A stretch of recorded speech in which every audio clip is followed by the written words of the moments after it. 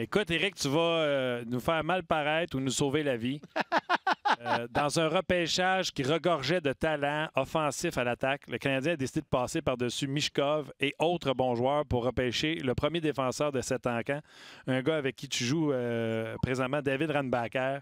Qu'est-ce que tu peux, premièrement, je le dis-tu comme faux, et deuxièmement, qu'est-ce que tu peux nous dire sur lui? On a-tu fait un bon choix? Ben, c'est pour ça que je réponds aux médias aujourd'hui, juste pour dire qu'ils ont fait le bon choix, à mon avis.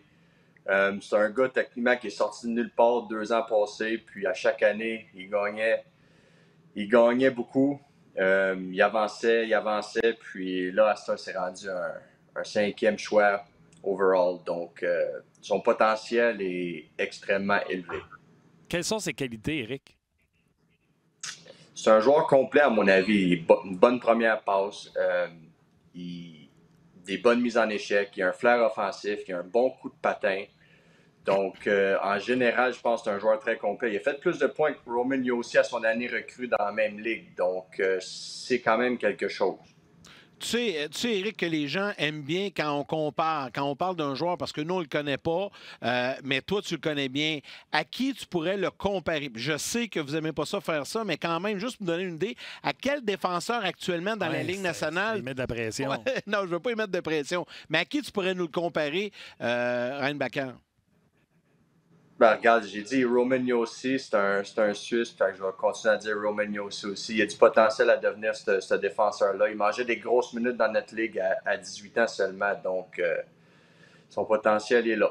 Si jamais il devient Roman Josi, je reprends mes paroles, je les écris sur une feuille de papier, je plie le papier puis je le mange. Parce que... Non, mais vous comprenez, les gars? Crois-moi que je vais te le faire manger. Mais non, je comprends aussi, puis c'est pour ça qu'il faut que je dise ça, parce que j'espère que tout le monde qui marque des mauvais commentaires sur lui présentement vont mâcher leurs mots, puis j'espère pour lui qu'ils vont prouver à tout le monde le contraire, que qu'est-ce que le monde dit présentement aussi. Donc...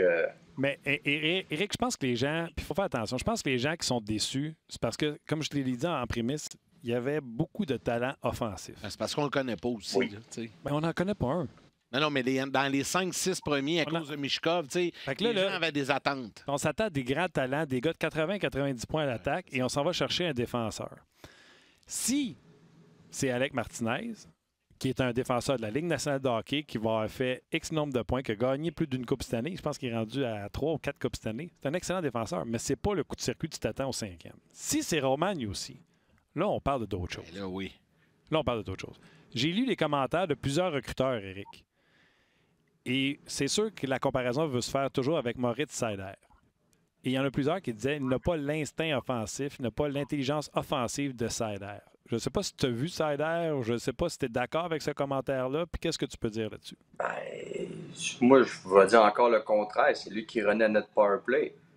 Puis il avait 18 ans, il jouait contre des adultes de 25-30 ans. Puis c'est lui qui renaît le power play à 18 ans. Il est parti de nulle part, puis c'était rendu notre meilleur défenseur. Puis personne n'a parlé de lui au début de l'année. Personne ne connaissait David Reinbacker au début de l'année. Tout le monde connaissait Michkov, puis les Fantilli, puis les Connor Bedard. Ouais. Personne ne connaissait Reinbacker. À ce temps, tout le monde connaissait qui? Éric, est-ce que tu penses que... Vas-y, Marc-André. Est-ce que tu penses que David va devenir un corps arrière pour le Canadien ou un défenseur qui est plutôt à caractère, là, un two-way, là, un défenseur qui fait des bonnes sorties de zone? Parce qu'il y a des défenseurs dans le junior ou avant d'arriver dans la Ligue nationale qui sont très, très bons offensivement, mais rendus dans la Ligue nationale, ne sont pas capables de vraiment diriger un avantage numérique avec un énorme succès. C'est des défenseurs qui font des super belles sorties de zone, qui bougent bien la rondelle, que les attaquants aiment parce qu'ils reçoivent la rondelle sur la palette tout le temps, mais qui n'ont pas ce edge-là là, d'être celui qui gère, qui est le corps arrière de l'avantage numérique. Ben moi, je peux le voir. J'ai vu un peu des deux côtés. J'ai vu quand il était arrivé, il était un peu gêné. Puis là, tranquillement, pas vite, il prenait sa place. Puis rendu à la fin de l'année, c'est lui qui était confiant avec la rondelle. Puis il savait quoi faire. Puis disons qu'encore une fois, je le vois comme un top pair de la Ligue nationale. Puis il peut runner le power play, il peut être le quarterback en arrière. Je vois le potentiel avec lui. 100%. C'est incroyable parce que tu as joué avec lui. Fait que tu vraiment les barres CT puis les points CI. Il n'y a personne ici qui peut essayer de contredire quoi que ce soit que tu dis. On parle d'un excellent coup de patin pour un garçon de 6'2". Moi, j'ai trouvé qu'en entrevue, il avait l'air très éloquent, très brillant dans ses réponses. Autant sur le patin que sur le genre de personne qu'il est. Un bonhomme brillant. Est-ce que je fais fausse route? Puis qu'est-ce que tu vois? Toi, tu l'as fait le trajet junior pour te rendre dans les professionnels où ce que tu es aujourd'hui. Tout le monde a quelque chose à améliorer dans la vie, même quand tu es 5e au total. Bédard a des choses à améliorer dans la vie.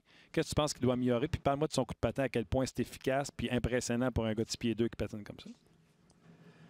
Ben, avec Montréal, disons, l'affaire qu'il pourrait améliorer, c'est d'être peut-être meilleur avec les entrevues puis ça. Là. C'est Montréal, bon, c'est gros.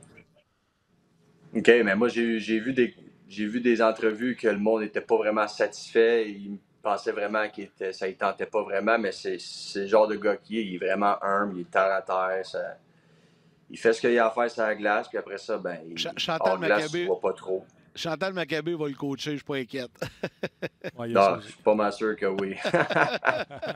Non, mais c'est un joueur... moi, je l'ai côtoyé, puis j'étais un des plus vieux de l'équipe, lui, c'est un des plus jeunes, puis je pense qu'on l'a bien englobé, disons, dans les 2 dernières années. Puis c'est un jeune homme très mature pour son âge, puis beaucoup plus mature que moi, je l'étais à son âge. Donc, je suis vraiment content pour lui. Éric, as-tu l'occasion? Tu as eu une belle carrière, Éric. Tu as été un très bon joueur.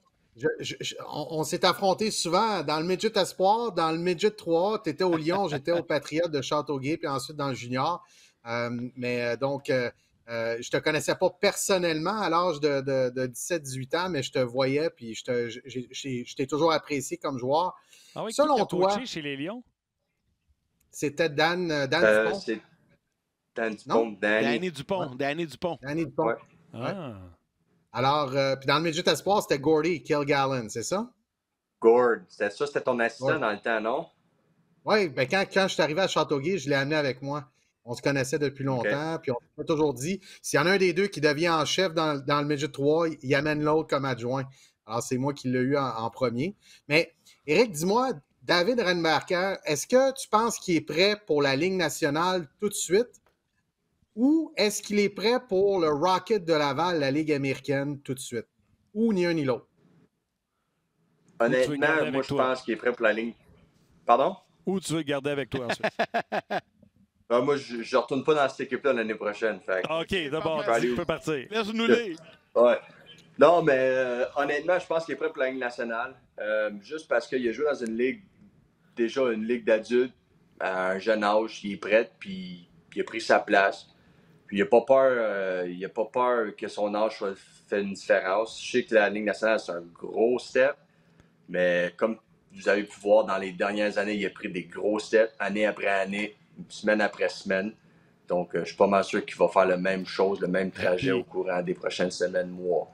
Puis Éric, toi qui connais le hockey ici, là, puis pour les gens qui ne te connaissent pas, là, c'est capitaine à sa dernière année, 77 points en 68 matchs pour Éric Fay, qui est un excellent joueur. Puis même en Suisse, là, une saison de 73 points à 48 matchs. Disons qu'il sait quoi faire avec une rondelle, Éric Fay. Éric, tu sais comment ça marche ici? Même si à Laval, à Montréal, là, si on le rentre tout de suite, là, on va avoir des grandes attentes. Fait que même si on commençait dans le pro, dans la Ligue américaine, puis qui dominait, puis qui forçait la main à l'équipe de le monter, on serait content à Motadi. Oui.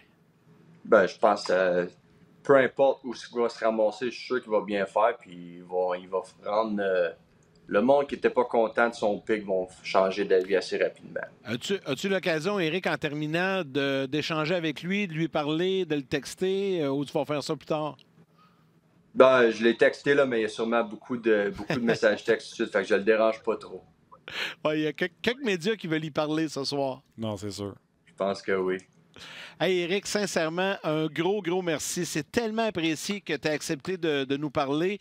Puis j'aime ça parce que tu été très transparent. Tu as dit, c'est pour ça que j'ai accepté de faire des entrevues pour rétablir les choses concernant David Rennebacker. Puis je pense que tu viens de donner à tout le monde au Québec là, une petite dose de bonne humeur. Là. Ouais, là, on est plus ben, j'espère. Éric, d'après moi, il a fait hey, je vais y faire ma trappe à Martin. C'est ça. Bon. Je voulais mettre l'autre côté de la médaille. Ah, c'est parfait. C'est parfait. Hey, puis, tu sais, on peut faire dessus. Puis, je vais féliciter, je te remercie d'avoir été là, mais je vais féliciter notre équipe de production Ouais, qui. c'est Luc Dansereau qui l'a contacté. Il t'a contacté parce qu'on ne peut pas être mieux renseigné qu'avec le gars qui a joué avec. Et Éric Leblanc. Éric Leblanc qui a fait le contact. Hey, Éric, un gros merci. On te souhaite un bel été. Mais non, mais attends, là. Éric, tu joueras plus en Suisse. Tu t'en vas jouer où? Là, je retourne en Suisse, mais c'est une autre équipe. Une autre équipe qui veut monter dans le A. Là. Fait que j'ai fait avec une équipe, je vais le faire avec un autre. Ah, parle-moi de ça. Un autre beau défi, ça. Félicitations, mon ami. Puis, ça te dérange pas qu'on garde ton numéro? Non, tu peux le garder. Puis on s'en reparlera, mais qu'il montre tout le monde le contraire. Là, on laissera savoir que j'avais raison. Éric, mais qui gagne le Norris, on va repasser l'entrevue que tu nous as donnée. J'ai bien hâte de voir ça. C'est sûr qu'on va le faire. Merci beaucoup, Éric. Salut, Éric Éric. Faye, un gros Merci, messieurs. Merci. Merci, bonne soirée.